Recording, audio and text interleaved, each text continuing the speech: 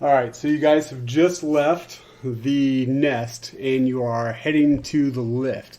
The nest, the hangar area of the nest, and you are now heading to the lift. Yes. When we get there, is there still power?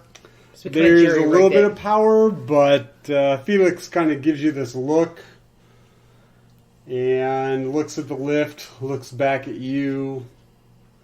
We can try it. Do we have anything else that we can maybe bolster it with?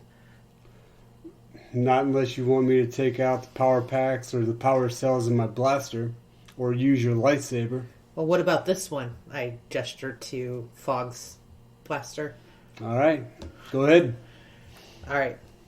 You see Felix kind of turn and cover your back, just in case Fogg has a second opinion. All right. I take the power source, power pack, and repeat the same process up here as we did down below. All right, well, you're going to need to roll for this because the power for a power pack for a blaster is a lot different than just a battery. It could be a little explosive. All right, that's fine. What am I rolling? So go ahead and roll a technical. Okay.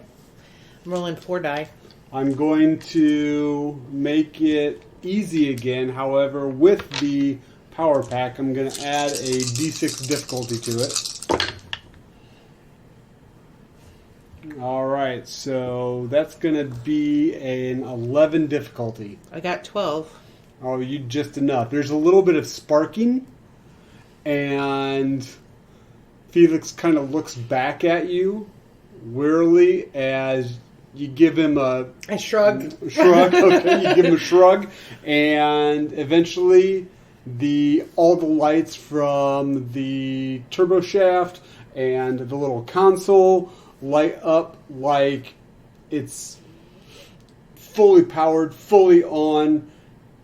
It goes dead for a brief second and then goes fully back on again. And you think you have maybe 1 or 2 uses of this lift before it's totally dead. We just need to make it to the bottom. Let's go, Felix says, as he immediately hits the button and jumps into the lift. All right, I follow. You guys get into the lift.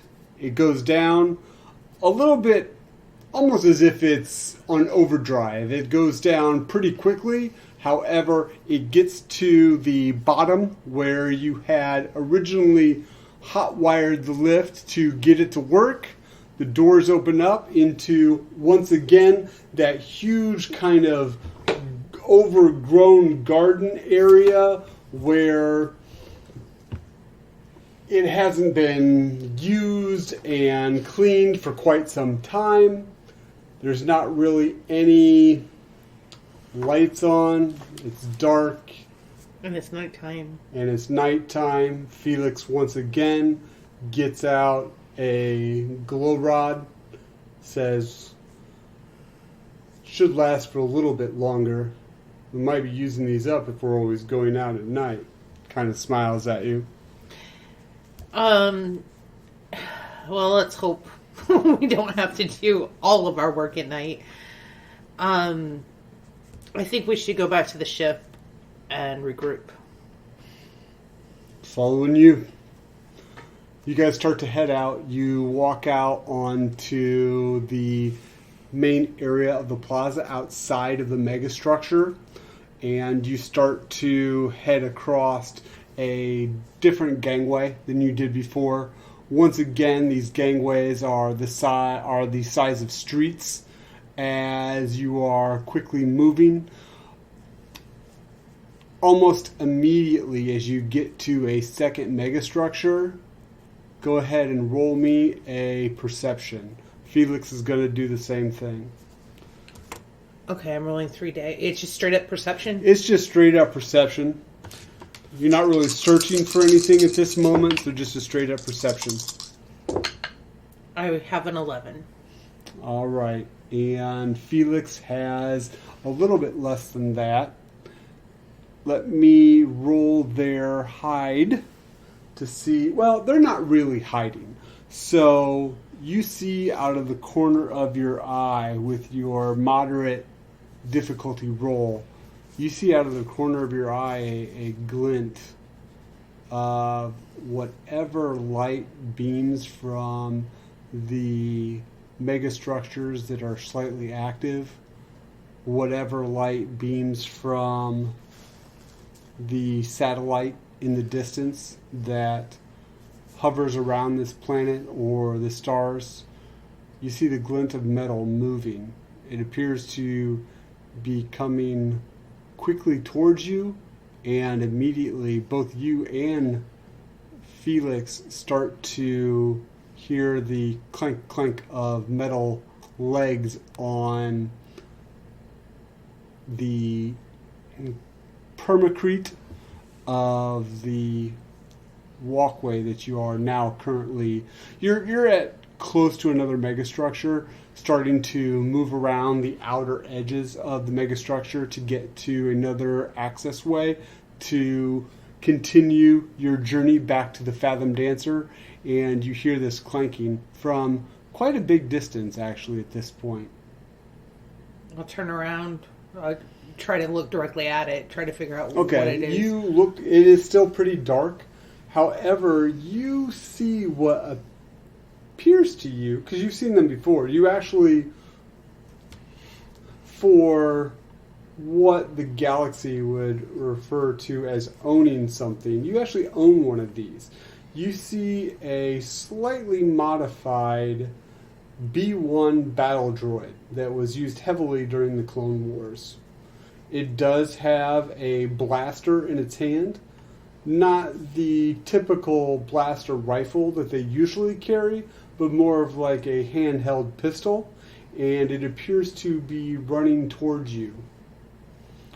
Off in the distance, you see a hover cart, not a truck, more like a bed with controls at the front of it, kind of sitting there. You see another one of those battle droids in the back with a smattering of other equipment, and you can kind of see someone at the controls, but it's pretty hard to see from where you're at. And this battle droid appears to be with gun out, not pointed at you, but with pistol out, running towards you. Incoming. And immediately Felix spins on the droid and raises his blaster to it. But once again, still letting you take the lead. I'll ignite my lightsaber, but I'll step forward a little. Okay. The lightsaber, the greenish glow of the lightsaber cascades both you and Felix and this battle droid as it starts to get closer and closer. It's about 20 yards off, and it almost shouts towards you so that you can hear its vocabulary. Please, please, do not shoot. Do not attack me with your blade. I am here to, and it kind of searches for the word, I am here to bring you back to the master. Who's the master? Master. And it stops, turns its body totally back to the hover sled, and turns back to you. My master is Chu Nin Neb. I'll turn off my lightsaber. And it kind of puts its blaster so it's pointing at the two of you, but as you deactivate the blaster deactivate the lightsaber, once again Felix, taking his cues from you, kind of lowers his blade and says, do you know the name? Yeah, I know the name. He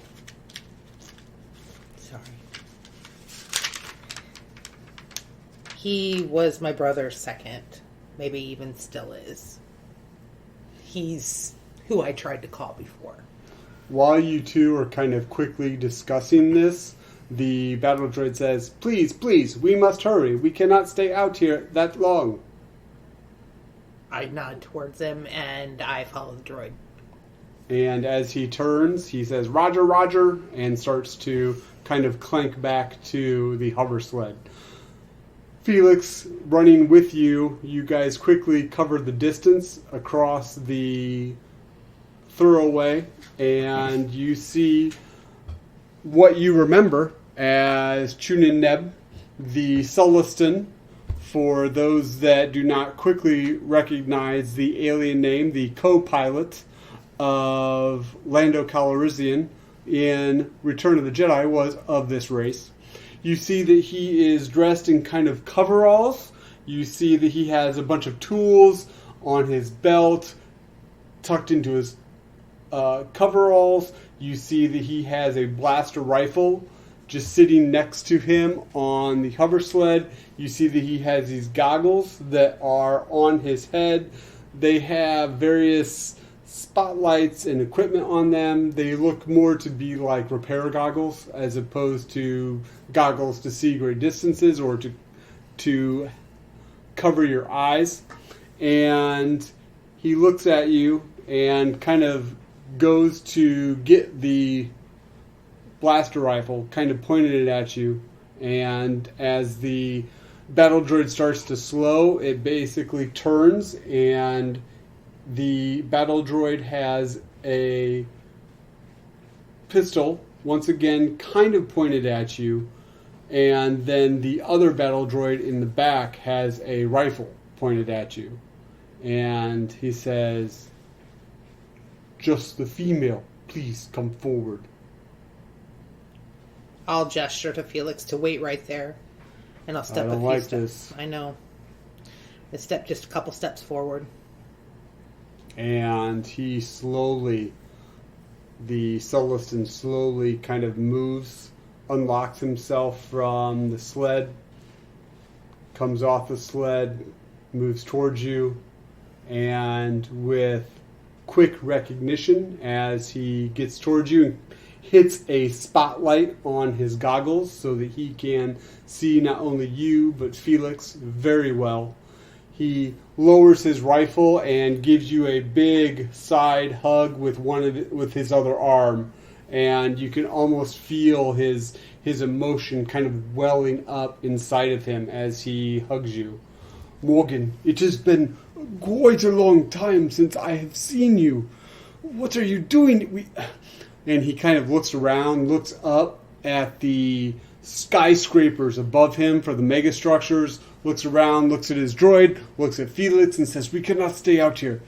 Quick, get in, and I will take you to where I am keeping my home at this point." And he jumps in, starts to hit the repulsor sled to get it moving as... My companion as well. "If you vouch for him, yes." I do. Felix. And he kind of slowly looks at you, but he jumps in the back. I'll get in. And the battle droid clips and sits on the back, basically a ledge of the repulsor sled, holds on, and the repulsor sled takes off like a tauntaun that just got hit pretty badly on its rump.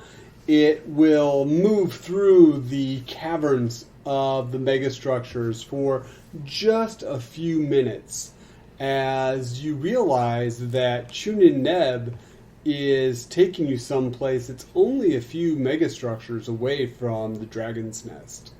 He doesn't really say anything as he's driving. He is kind of looking around. He does bypass some areas that, upon examination as you're going by them, are just rusted out areas that have fallen in or in great disrepair. And he heads towards this megastructure that once again appears to only have, as you're looking up and down, because as you look down, you are still many hundreds of yards above the ground and many hundreds of yards from the top of the megastructure. He flies down this huge road and flies into the megastructure. There is no door. This area is greatly opened, and starts to head what appears to be a large parking area for various vehicles. You see a couple vehicles in various states of use, repair, clunkers, some that appear that people are working on them. There are a few lights in the megastructure are still active. He heads to what appears to be a large inner area, and you see above a huge double-doored location in Arabesh, the language, the common of the Star Wars universe. You see in Arabesh it says the Majestic. And he basically comes up, the hovercraft, the hoverbed just kind of sits down on the metal road in front of it. You see that once again there's kind of a plaza, a garden-esque area that is in somewhat disrepair. You see that actually some of it, instead of a garden, has been as flowers and for entertainment and attractiveness, has been kind of taken over with gardening as in food source. He gets out, grabs a couple of the items from inside the back of the bed. You see he kind of nods to the two B-1 battle droids. They also grab a few things.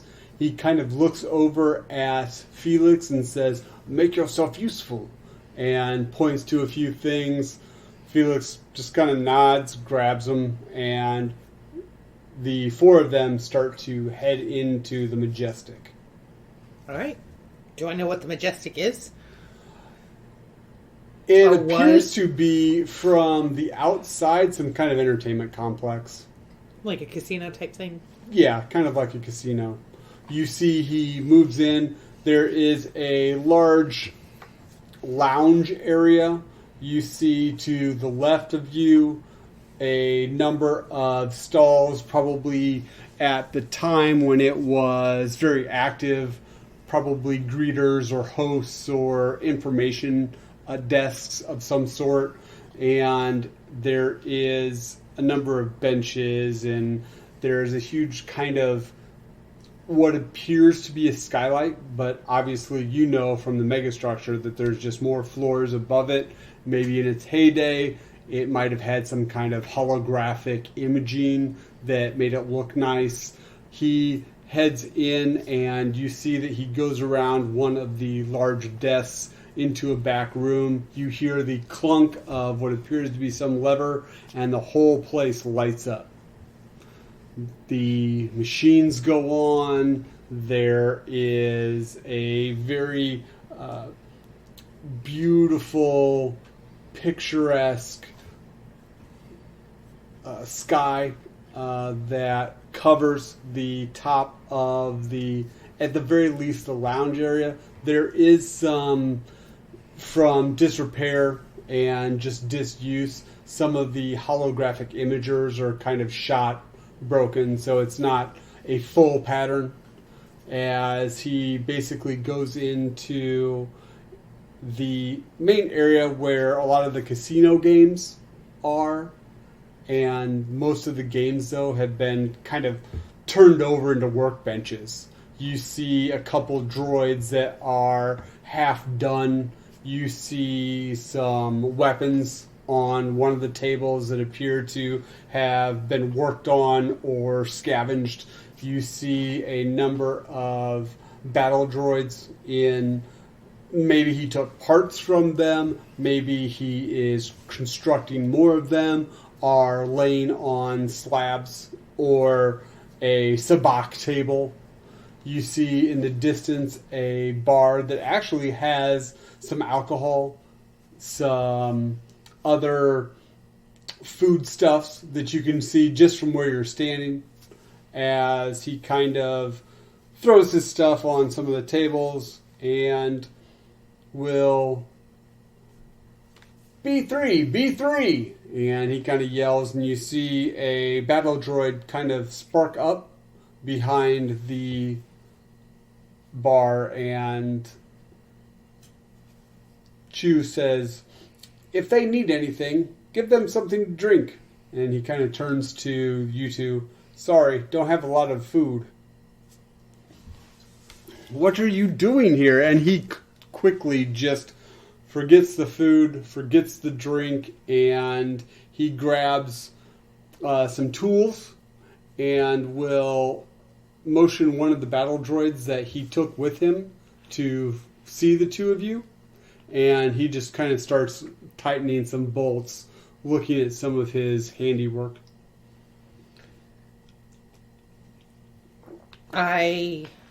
Felix just kind of leans up against one of the tables. I know that Gage and Gabe are in trouble. We're all in trouble. That's why I'm hiding here. What happened? I don't know. I don't know how he found this information, but it's not true. I tell you, it's not true. And what information? I'm sorry. Most of us are gone or in hiding. It appears that Gruta found out that the dragons were working with the Tenloth Syndicate to try to gain a foothold in Almarsh and to bring them into the Triteri region. It's not true, I tell you. And he kind of just throws one of his tools onto one of the tables next to him. With the what syndicate? The Tenloth Syndicate. You have not heard of them. They're gaining quite a reputation. Actually, have I heard of them? Make a streetwise roll. You know what? I have that. 3D plus 1. 15? 16? 16? You got a difficult roll. The Tenloth Syndicate is a... Tenloth? Tenloth. Ten, like the number 10, and lost, like you lost something. So, okay. Tenloss, the Tenloth Syndicate. It is an up-and-coming criminal organization. However, it has gained a lot of prominence in the last, say, decade. It has spread through much of the Outer Rim. It can definitely, and this is because you rolled so well, you rolled a difficult difficulty, so I'm giving you quite a bit of information that you would have kind of heard through your adventures and heard through maybe some contacts and the like.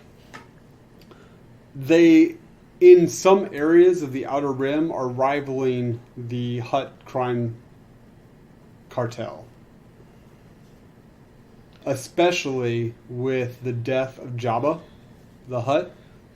The Hutt crime cartel has been kind of upended. So that has allowed a lot of other smaller organizations to come in and gain territory, where before the Hutt cartel would just stamp you out quickly. So this area, as you know, as you remember, was firmly in the hands of the Hutt crime cartel. This area run by Gruta the Hutt. But now with the blood in the water, so to speak, as there are various factions vying for the resources that Jabba controlled, it has kind of made the Hutt cartel at this time kind of not easy pickings, but there's definitely a lot of groups that are trying to make headway into areas that they were totally shut out of before. So someone gave Gerda this information, and now my brothers are in the hands of pirates? It is a long story, I guess. Take a deep breath and sum it up. I'm sorry. I'm in the last few months, it's been... I've usually not been this erratic, but as you know, I'm more of a tinkerer. Yeah. I worked at the factory, and he kind of takes a deep breath and heads over to the bar. And as he's heading to the bar, B3 will instantly, without Chew even saying anything, grab basically a bottle and pour it and put it out in front of him. And Chew turns to the two of you. Would you like something to drink while we discuss? Sure, I'll have what you're having. He kind of smiles a little bit, and the droid puts out another one, and Felix just kind of shakes his head. Well, at least have a seat. He's actually kind of... He kind of nods, but he's looking at all the stuff here. Oh. Checking out the weapons, looking at the droids. He's definitely within earshot, so you know he'll be listening. Mm-hmm. But he's checking everything out. Got it. That's fine. So I'll sit down at the bar. Okay. And Chunin Neb takes a hard swig of this alcoholic beverage and just takes a moment. Okay. I was not at the nest, but as you are probably aware, after the Empire fell, many of the outlying systems lost their, and he almost spits at the words, Imperial Guardians. Yeah. This was one of them. But Gruda had them on the payroll. They were basically his space force. When they pulled out, Gruda felt vulnerable. And then came the pirate Saffone. He was, I guess, kicked out of Elrud sector. He had gotten in trouble with some Imperials. Lost some of his ships to an attack by a Star Destroyer. I don't know what the name of it was. He and Gruda made a deal. As long as the pirates would use their assets, if Gruda called, he would give them cash flow, a way to sell their wares, things that they've gotten, a safe haven on Almarsh. This was good for a time. I mean, it really did not upset our operations at all. We were still somewhat favored sons. Your brother did a lot to get us so close to Gruda. Yes, he did. But then rumors started to circulate that we were trying to get something up on over Gruda, that we were being contacted and having meetings with the Tenloss Syndicate. And you weren't? Not that I'm aware of. Well, you would be aware of it. Yes. But I don't know who started this rumor. At first we thought it might have been the Nova Demons, but at this point I don't think so.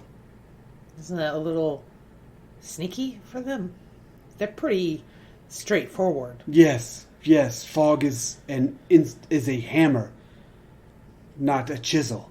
Yes. So yes, they were able to get a lot of our business. And when he says business, you know what your brother does. Mm-hmm. They were able to get a lot of our business, but But the Nova demons were not the ones, I do not believe. Anyway, Gruda gave us up to Saffone one night while most of the dragons were in the nest. A Carillion gunship fired upon the megastructure. Pirates came in and took most of us away, press-ganged, basically slavery. Most of us are gone. They're with this gang of pirates. The rest of us are hiding out in Allmarsh.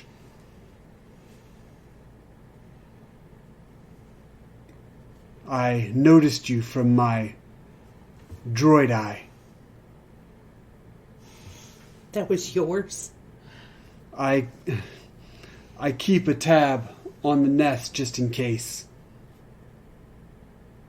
I was able to scavenge some of the things before your brother told me that we were,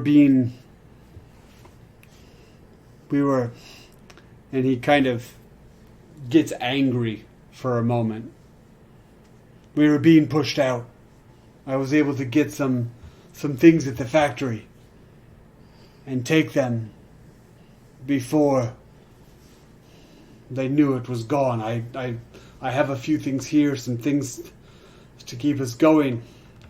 But at this point, me here, I have no way to contact Gage or anyone else.